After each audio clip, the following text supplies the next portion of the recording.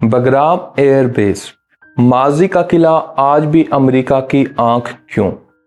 यह अफगानिस्तान का वो हवाई अड्डा है जिसने दुनिया की दो सुपर पावर्स के उरूज और ज़वाल को अपनी आंखों से देखा।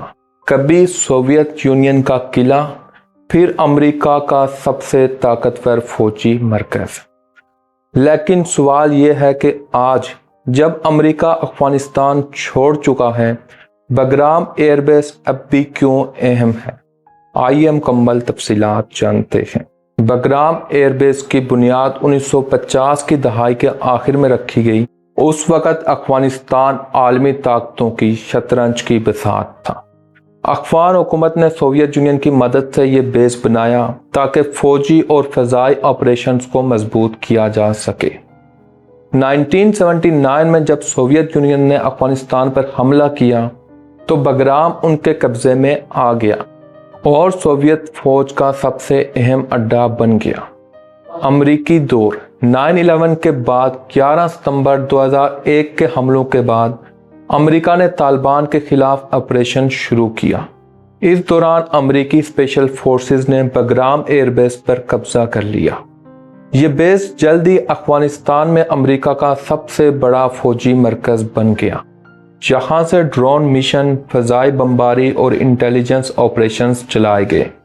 बगराम में 2 बड़े रनवे, हैवी कार्गो सहूलियात, खुफिया जेलें, जदीद मवासलाती निज़ाम मौजूद था।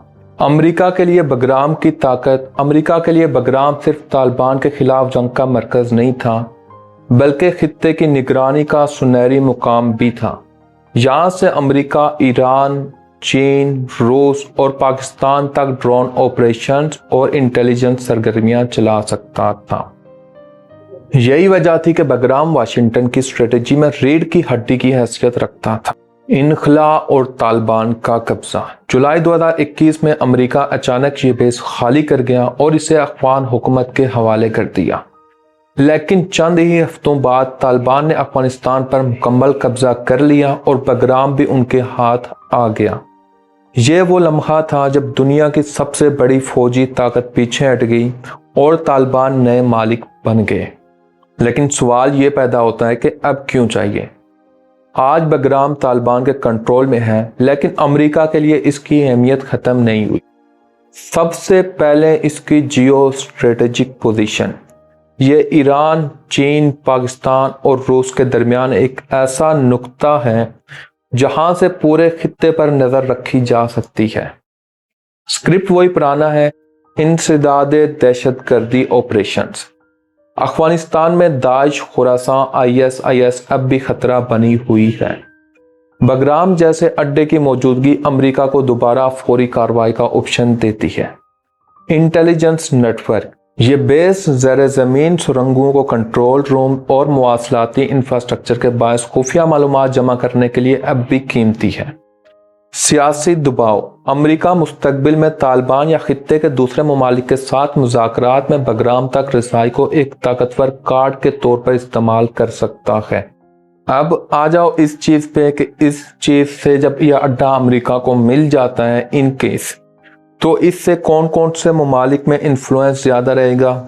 चाइना का तो आप बोल ही जाओ कि वो अपने यहाँ किसी मक्खी को भी जाने दे, एक छोटे से कीड़े को भी वो लोग जाने दे। चाइना का तो इतना मैकेनिज्म, डिफेंस मैकेनिज्म इतना स्ट्रॉन्ग है। इसकी कुछ मिसालें आपने देख ली होंगी, पिछली जो रिसेंट वार भी हुई है।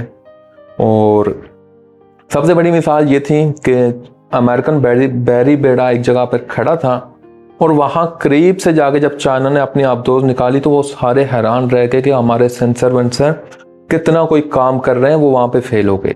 रिसेंटली एक और वाक़या रोनुमा हुआ था जो J-20 का था। J-20 चाइना का एक तैयारा, लड़ाका तैयारा, और उसने उस जगह पे परवाज़ की है जहाँ पे पूरे वेस्टर्न रिडार सिस्टम लगे होते हैं, अमेरिका समेत, जापान समेत, इन सब के रिडार सिस्टम मौजूद थे। लेकिन उसके बावजूद भी J-20 परवाज़ करता रहा और उनको नज़र ही नहीं आया।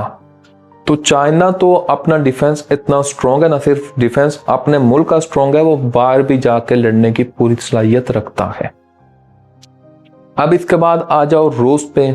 रूस पूरा रेसिस्टेंस शो करने की पावर रखता है। रूस पे कोई अटैक होगा वो जवाबी हमले की सलाहियत पूरी की पूरी रखता है। اب آگے باقی 3 ممالک افغانستان، پاکستان، ایران، ان میں کتنا کوئی انفلوئنس ہوگا؟ جو لوگ پچھلی 40 سے 60 سالہ تاریخ جانتے ہیں نا، وہ اس کا بخوبی اندازہ لگا سکتے ہیں کہ اس کے کیا کوئی کانسیکوینسز ہوں گے۔